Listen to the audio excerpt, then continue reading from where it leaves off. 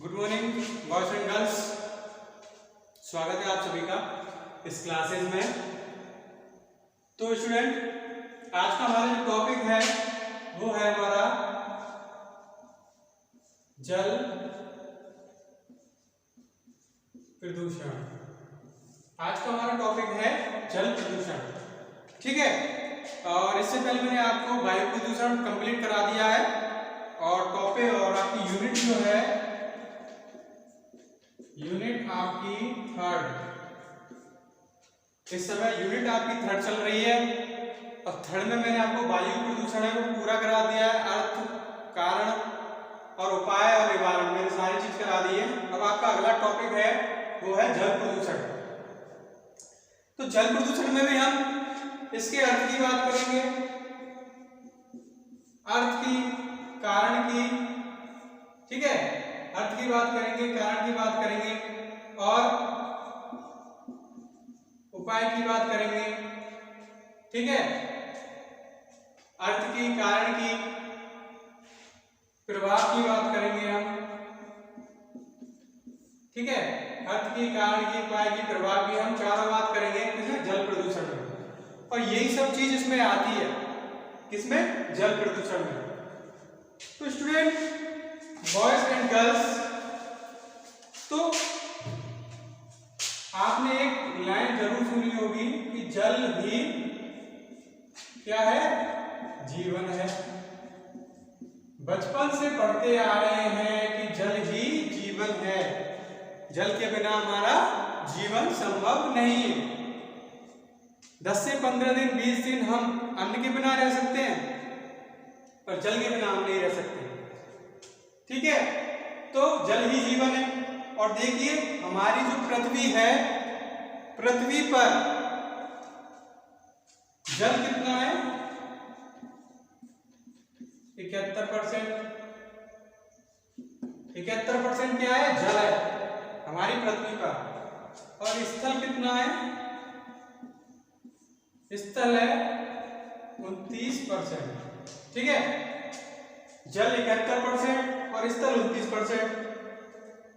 तो देखिए, फिर भी उसके बावजूद भी 71% जो जल है, 71% में से हमारे जो काम का जल है, जिसको हम अपने उपयोग में लेते हैं पीने के लिए, वो कितना है? 2.97%, ठीक है। मतलब 71% जल में से 2.97% को हम अपने उपयोग में लेते हैं, हम इसको पी सकते हैं। बाकी जो जल है वो खारा है, खारा जल है, ठीक है, खारा जल है।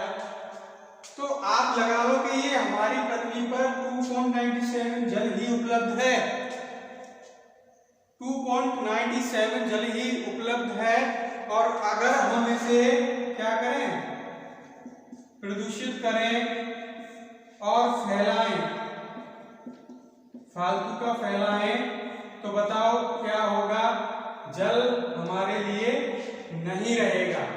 तभी कहते हैं कि जल संकट, आने वाले समय में जल संकट बढ़ जाएगा।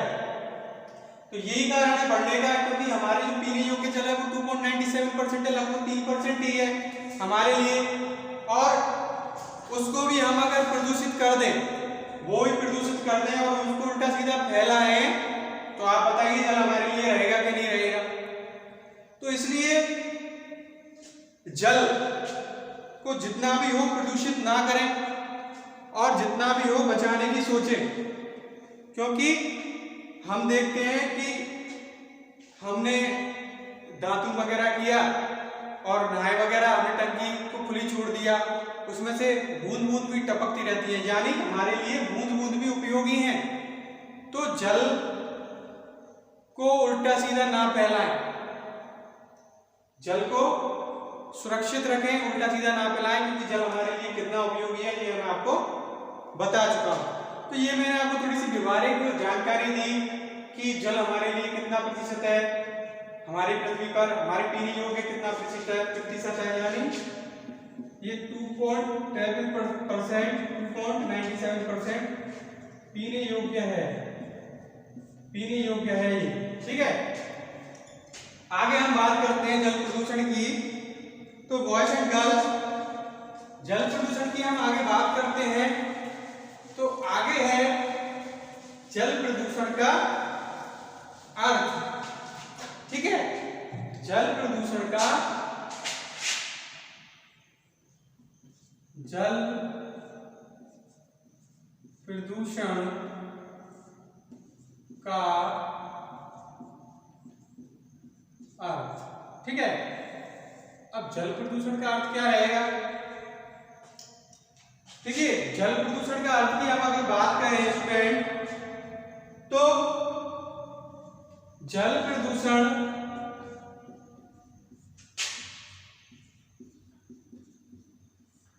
निवारण एवं नियंत्रण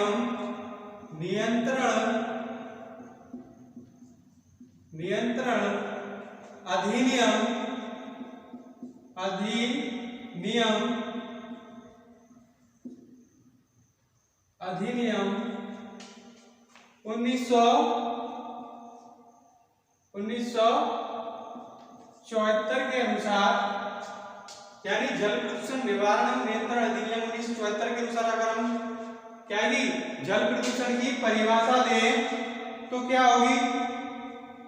तो होगी, अर्थ होगा इसका कि जल में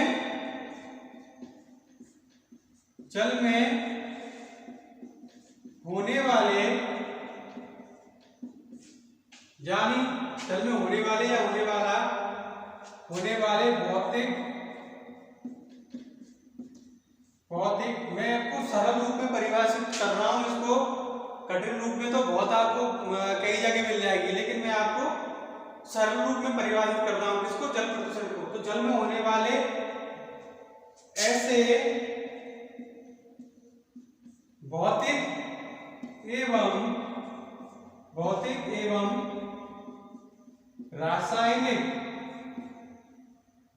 एवं रासायनिक परिवर्तन, जल में होने वाले ऐसे भौतिक एवं रासायनिक परिवर्तन जिसके कारण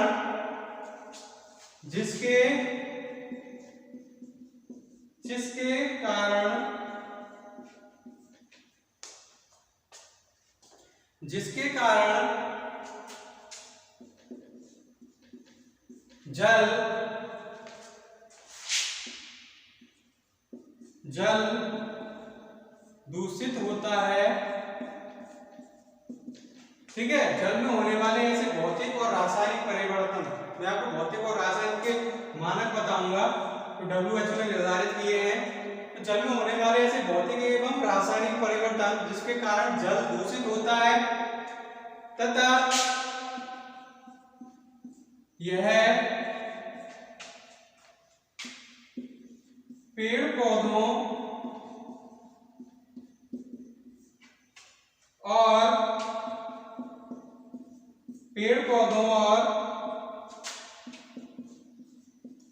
जंतुओं के लिए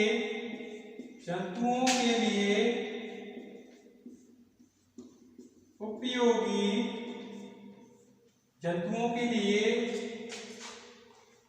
भी उपयोगी नहीं रहता, इसे ही हम जल प्रदूषण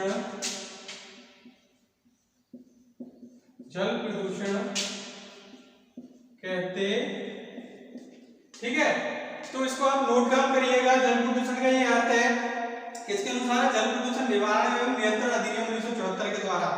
तो 1974 के द्वारा तो ये है, लेकिन इसकी एक सरल परिभाषा बनाई हुई है कि जल में होने वाले ऐसे भौतिक एवं रासायनिक परिवर्तन, ठीक है, भौतिक एवं रासायनिक परिवर्तन जिसके कारण जल दूषित होता है, प्रदूषित होता है तथा यह पेड़ पौधे और जंतुओं के लिए भी उपयोगी नहीं रहता, इसे ही हम क्या कहते हैं? इसे ही हम जल प्रदूषण कहते हैं। ठीक है गाइस, आपकी समझ में आया होगा। अब मैं इसके मानक निर्धारित करूंगा कि भौतिक मानक क्या है इसका और रासायनिक मानक क्या है। तो भौतिक मानक और रासायनिक मानक मैं आपको बताऊंगा, इसको नोट डाउन कर लीजिएगा। तो इसको नोट डाउन कर लीजिएगा। देखिए भौतिक मानक और रासायनिक मानक हमारे WHO ने निर्धारित कर रखे हैं, क्योंकि इसमें भौतिक और रासायनिक शब्द आया है तो उसको भी समझाना जरूरी है कि भौतिक क्या होता है, रासायनिक क्या होता है। तो WHO यानी विश्व स्वास्थ्य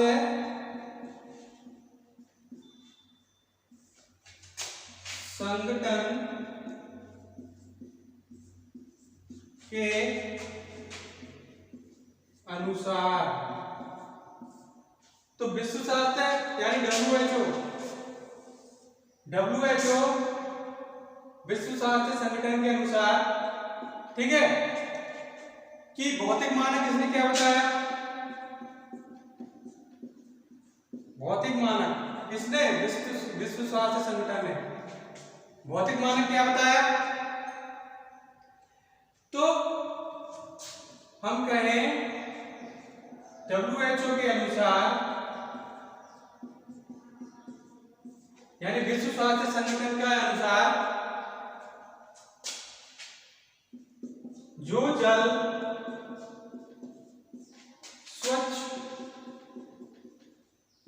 स्वच्छ शीतल, जो जल स्वच्छ शीतल स्वादयुक्त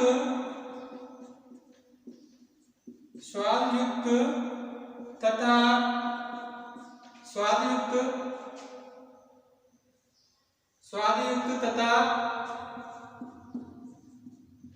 गंध मुक्त हो, यानी WHO के अनुसार भौतिक मानक क्या होगा, जो जल स्वच्छ शीतल स्वादयुक्त तथा गंध मुक्त हो वो भौतिक मानक होगा। यानी स्वाद भी हो उसमें, क्योंकि वो पीने योग्य हो, स्वाद हो, स्वच्छ हो, यानी उसमें जो तरह तरह के आपके विषैले पदार्थ होते हैं ना वो उसमें ना हो, तो ये भौतिक मानक होता है।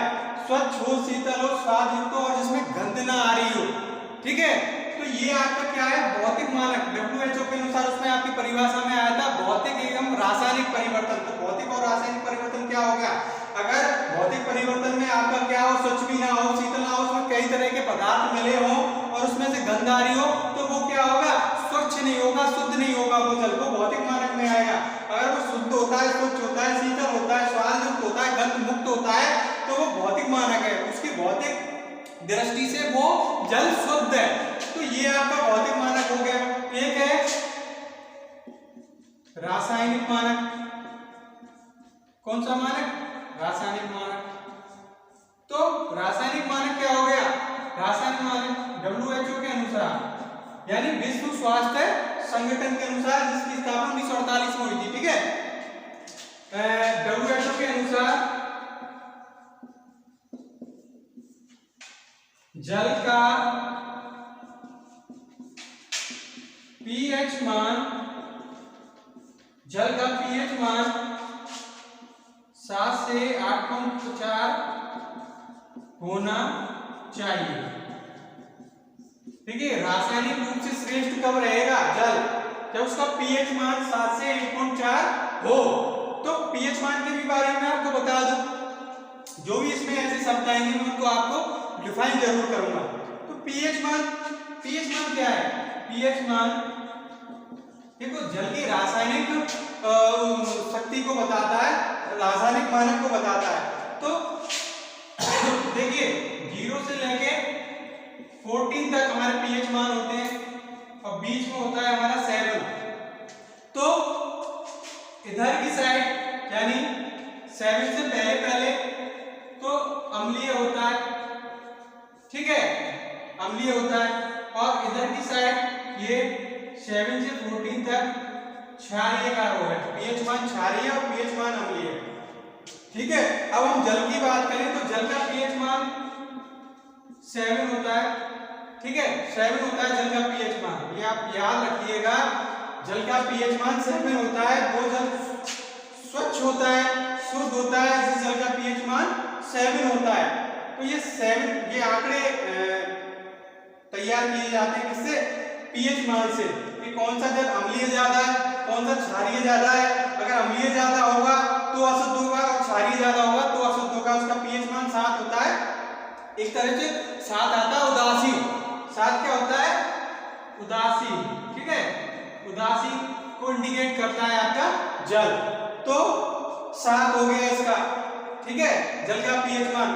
तो इसको भी बढ़ाकर WHO ने 7 से 8.4 किया, यानी 7 से लेके 8.4 तक जल रासायनिक रूप से शुद्ध होता है।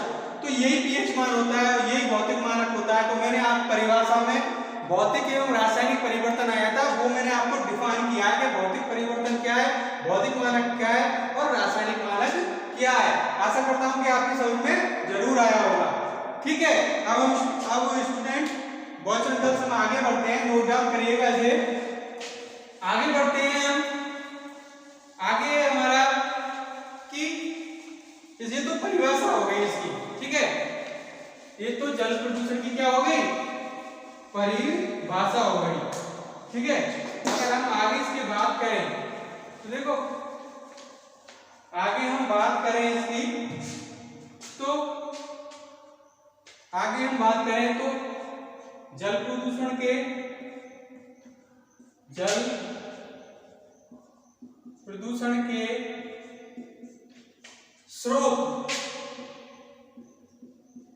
स्रोत एवं कारण। ठीक है, स्रोत एवं कारण आते हैं, जल प्रदूषण के स्रोत एवं कारण। तो क्या कारण है जल प्रदूषण का? किसके माध्यम से जल प्रदूषण फैलता है? क्या कारण है? स्रोत क्या है, इनसे कहां से जल प्रदूषण होता है, कहां से जल प्रदूषित होता है, किन कारणों से जल प्रदूषित होता है, वो इसमें बताया जाएगा कि जल प्रदूषण के स्रोत एवं कारण। तो जल प्रदूषण के स्रोत एवं कारणों को हम 2 भागों में बांट सकते हैं। देखिए, 2 भाग कौन कौन से?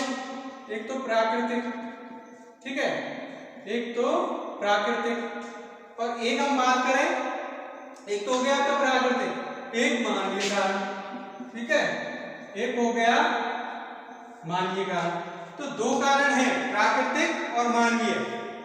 अब हम प्राकृतिक की बात करें, जो प्रकृति प्रदत्त होते हैं, जो कारण प्रकृति से ही मिलते हैं, प्रकृति से ही जल प्रदूषण होता है, वो प्राकृतिक कारण कहलाते हैं। और जो मानव द्वारा होता है प्रदूषण, वो मानवीय कारण कहलाते हैं। अब डिफाइन करेंगे, हम एक्सप्लेन करेंगे कि प्राकृतिक कारण कौन से होते हैं। तो हम क्या लिखते हैं? प्राकृतिक कारण। ठीक है, प्राकृतिक कारण। प्राकृतिक कारण कौन कौन से हैं? तो पहला है जैसे भूस्खलन।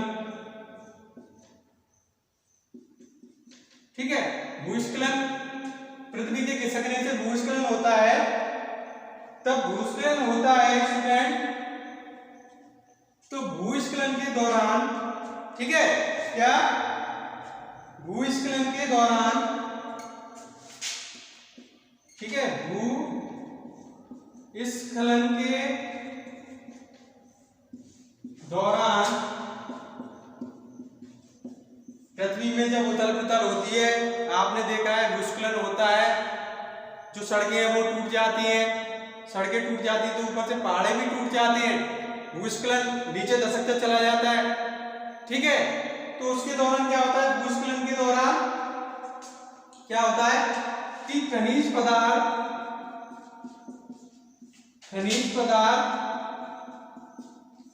एवं पेड़ पौधे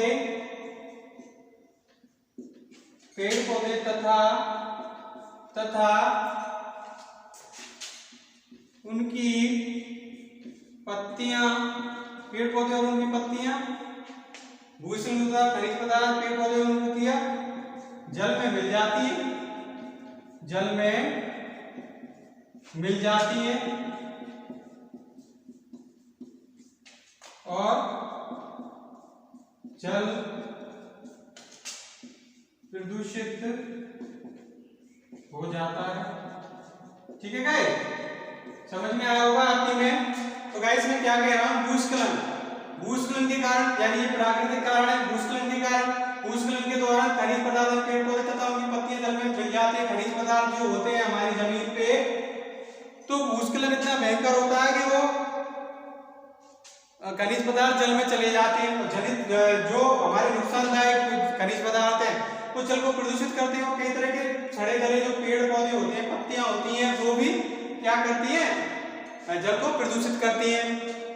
और हमारी जो धातुएं होती हैं जल में, ठीक है, दूसरा है जल में धातुओं का मिल जाना। ठीक है, धातु कौन कौन सी, धातु की बात करूं, जल में धातुओं का मिल जाना, धातु अधातु होती है ना, तो धातुओं का मिल जाना, धातु जैसे आपकी कोबाल्ट, ठीक है, निकल, कोबाल्ट, निकल, ठीक है, कैडमियम, कोबाल्ट, निकल, कैडमियम, पारा, सीसा। ठीक है, ये क्या जल को प्रदूषित करती है। जल में जो भी धातुएं मिल जाती है ना, वो क्या है, कौन कौन सी है, कोबाल्ट, निकल, कैडमियम, पारा, जिस माध्यम से भी मिल जाती है, चाहे वो औद्योगिक माध्यम हो, कोई सा भी हो, प्राकृतिक माध्यम से, खनिज जैसे बाढ़ वगैरह आती है तो खनिजों के माध्यम से भी ये चीज मिल जाती है। और उसमें जल में इनकी मात्रा ज्यादा आ जाती है तो जल प्रदूषित हो जाता है और पीने योग्य नहीं रहता। तो जल में इन धातुओं का मिल जाना, कोबाल्ट, निकल, कैडमियम, पारा, सीसा। ठीक है, तो ये आपके क्या है, प्राकृतिक कारण है। क्या है, भूस्खलन, जल में धातुओं का मिल जाना, ये आपके प्राकृतिक कारण है। ज्यादा बड़े नहीं कर रहा हूं मैं, छोटे रूप में आपको समझा रहा हूं कि प्राकृतिक कारण क्या होते हैं। ठीक है, ये तो आपके प्राकृतिक कारण है। ठीक है, आगे हम बात करते हैं इसकी मानवीय कारणों की।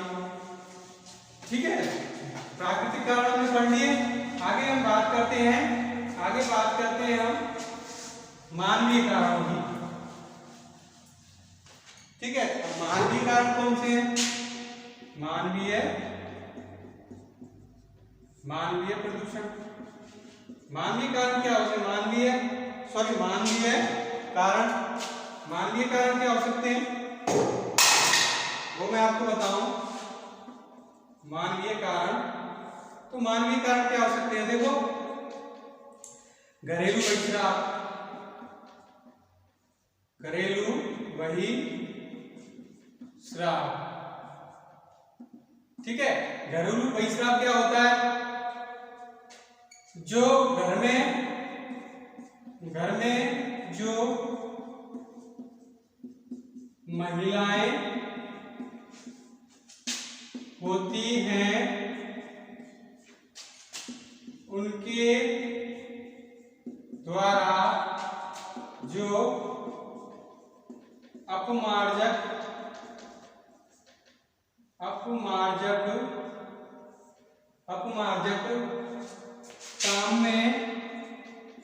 काम में लिए जाते हैं। ठीक है, उससे जल प्रदूषित होता। ठीक है, घर में जो महिलाएं होती हैं उनके द्वारा जो अपमार्जक, यानी सर्फ और साबुन, कपड़े धोने के लिए सर्फ और साबुन। अपमार्जक क्या होता है, सर्फ और साबुन अपमार्जक होते हैं ना। ठीक है, तो घरेलू बहिस्राव क्या होता है कि महिलाओं द्वारा जो अपमार्जक काम में लिए जाते हैं।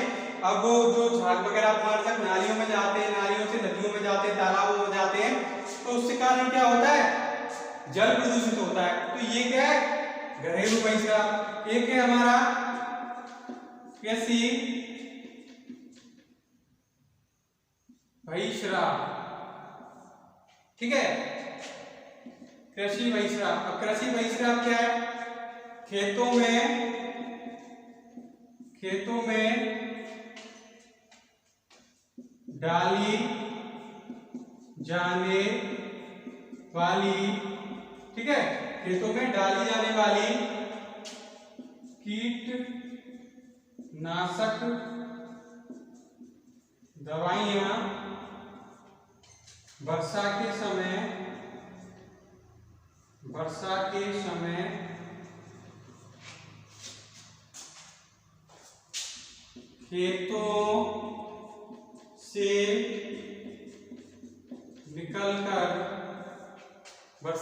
खेतों से निकलकर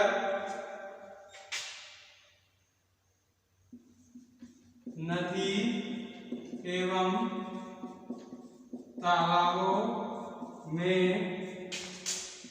चली जाती है, जिसके कारण जल प्रदूषित होता है।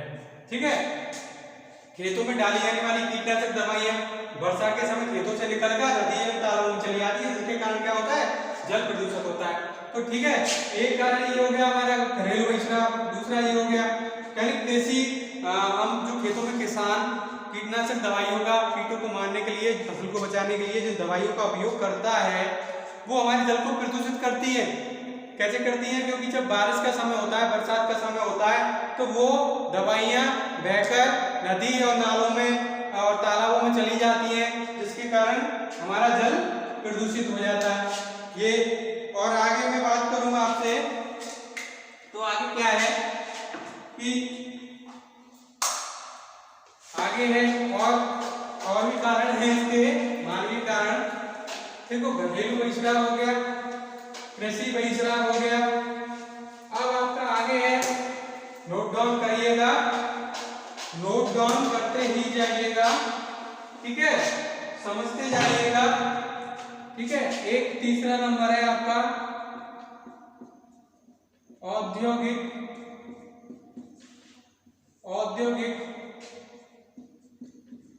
बहिष्कार। ठीक है, औद्योगिक बहिष्कार क्या है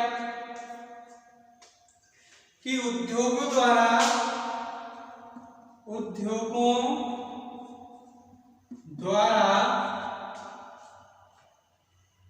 जो भी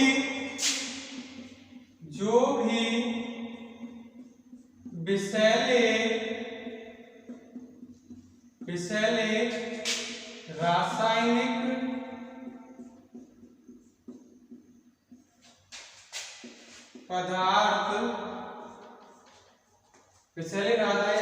पदार्थ जल के माध्यम से छोड़े जाते हैं, वह जल को क्या करते हैं, प्रदूषित करते। ठीक है, यानी उद्योगों द्वारा जो भी विषैले रासायनिक पदार्थ जल के माध्यम से छोड़े जाते हैं, जल को प्रदूषित करते हैं। इन उद्योगों के द्वारा जल भी काम में लिया जाता है, और जल मशीनों को साफ करने में, कई तरह के केमिकलों को साफ करने में उसका उपयोग किया जाता है। और वो जल क्या है, नदी नालों द्वारा नदी में तालाबों में आ जाता है, जिसके कारण जल प्रदूषित हो जाता है। तो ये भी एक कारण है। एक है तेल अति प्लावन। तो स्टूडेंट, हॉरिजॉन्टल से क्या होता है, देखो ये मोस्टली बहुत मुख्य है। जब पानी के जहाजों, ठीक है, पानी के जहाजों से जब समुद्र के माध्यम से तेल एक देश से दूसरे देश जाता है तो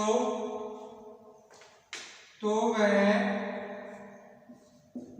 पानी या समुद्र की सतह पर फैल जाता है, जिससे जलीय जीवों को सांस लेने में परेशानी होती है तथा वह जल को भी प्रदूषित करता है। ठीक है, तेल अति प्लावन, इसको नोट डाउन करिएगा, ये कई बार आ जाता है ऑब्जेक्टिव एग्जाम में। तेल अति प्लावन क्या होता है? तो पानी के जो जहाज होते हैं ना, पानी के जहाजों के माध्यम से क्या है, तेल एक देश से दूसरे देश जाता है। ठीक है, तेल एक देश से दूसरे देश जाता है, यानी कि ईरान इराक से भी आता है, कई जगह से हमारे यहाँ तेल आता है, श्रीलंका से भी आदान प्रदान जो होता है। तो क्या होता है कि जहाजों के माध्यम से आता है, समुद्र के माध्यम से आता है। तो समुद्र के माध्यम से आता है तो 100% में से आप ये मान लो कि 6% तेल तो समुद्र में फैल जाता है। 6% तेल समुद्र में फैल जाता है उसके रिसाव के कारण, तो वो समुद्र की सतह पर फैल जाता है। और जो जलीय जीव है उनको क्या दिक्कत होती है उससे, उनको सांस लेने में, क्योंकि वो जल प्रदूषित हो जाता है, क्योंकि जल में फैल जाता है, जल प्रदूषित हो जाता है, तो जलीय जीव जंतु मर जाते हैं उससे। जल में जो जीव होते हैं वो मर जाते हैं क्योंकि उनको सांस लेने में दिक्कत आती है, तो वो जल को प्रदूषित करता है। तो ये भी एक बहुत बड़ा कारण है तेल अति प्लावन भी, कि जो समुद्र में जो तेल फैलता है उससे जो प्रदूषण होता है वो भी इसमें आता है। ठीक है, तो ये हो गया आपका चौथा कारण। और हम आगे बात करें हम इसकी, तो देखिए आगे है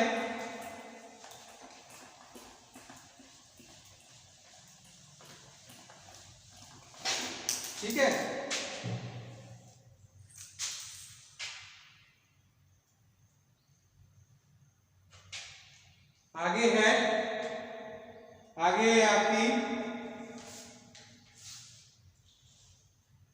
आगे आपका एक पांचवा तापीय प्रदूषण। ठीक है, तापीय प्रदूषण क्या होता है? देखिए आपने थर्मल पावर देखे होंगे, जैसे रावत बाटा है। ठीक है, रावत बाटा है तो उनसे क्या है, तापीय प्रदूषण, यानी उनके माध्यम से आप ये मान लो कि मैंने पहले आपको बताया था कि इनमें जो मशीनें लगी होती हैं उनको साफ करने के लिए जल की आवश्यकता पड़ती है। तो जैसे थर्मल पावर है ना, थर्मल पावर और जल के माध्यम से भी जो बिजली उत्पन्न होती है वो भी जल को प्रदूषित करती है। तो तापीय प्रदूषण क्या है? जो थर्मल पावर होते हैं उनको साफ करने के लिए, उनकी मशीनों को धोने के लिए, उनमें केमिकलों को साफ करने के लिए क्या होता है, इसका पानी का यूज किया जाता है, जल का यूज किया जाता है। तो वो जल क्या होता है, उसके माध्यम से नदियों तालाबों में पहुंचता है और वो प्रदूषण करता है। तो ये हो गया आपका क्या है, तापीय प्रदूषण। आप रावत बाटा का उदाहरण ले सकते हैं, बारा के अंता का उदाहरण ले सकते हैं। तो इनके माध्यम से भी बहुत ज्यादा प्रदूषण स्टूडेंट होता है। हम छठी बात करें इसकी, तो एक होता है आपका धोबी घाट। ठीक है, धोबी घाट भी बहुत बड़ा कारण होता है, क्योंकि नदियों तालाबों के पास जो भी कपड़े धोते हैं, अक्सर गाँव में तो आपको मिल ही जाएंगे। तो नदी तालाबों के पास कपड़े वगैरह धोते हैं, तो उनसे भी अपमार्जक आते हैं और जल प्रदूषण होता है, ये आप भी जानते हैं।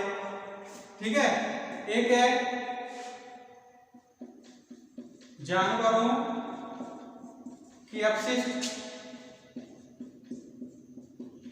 जानवरों के अपशिष्ट के माध्यम से भी, यानी जानवरों को क्या करते हैं कि नदी तालाबों में कई बार बहा देते हैं, तो जो सड़ जाते हैं वो जल को सीधी सी बात है प्रदूषित करेंगे। तो जानवरों के अपशिष्ट के माध्यम से भी जल प्रदूषित होता है।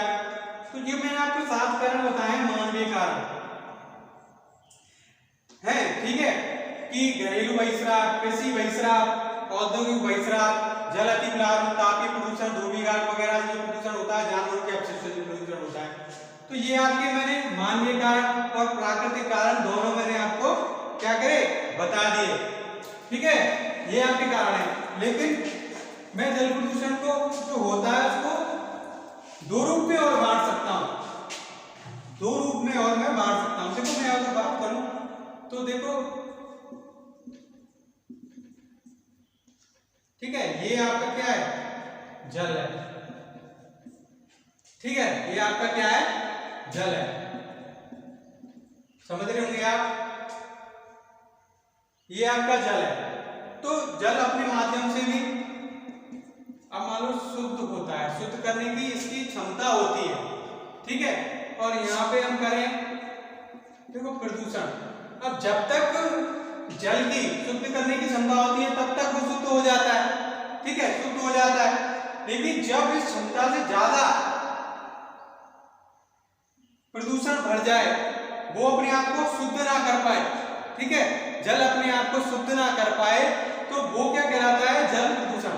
मतलब जल की एक क्षमता होती है शुद्ध होने की, परिशुद्ध होने की, जब जल अपने आप को परिशुद्ध ना कर पाए तो वो क्या होता है जल, ठीक है, वो क्या होता है जल प्रदूषण। ठीक है, वो क्या होता है जल प्रदूषण। एक क्षमता के अनुसार ऊपर हो जाना तो वो क्या कहलाता है जल प्रदूषण। जल अपने आप को शुद्ध रखता है और अगर शुद्ध की क्षमता ऊपर हो जाए तो वो क्या कहता है जल प्रदूषण हो जाता है। ठीक है, अगर हम इसे 2 माध्यम से समझ सकते हैं। 2 माध्यम कौन से, एक तो बिंदु, ठीक है, एक अबिंदु।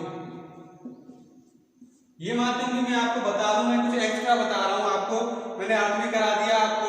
ठीक है, अर्थ भी करा दिया मैंने आपको, और आपको मैंने कारण भी बता दिए प्राकृतिक मानवीय।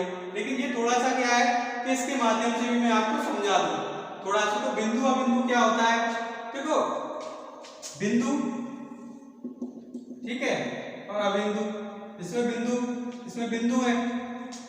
तो होता क्या है कि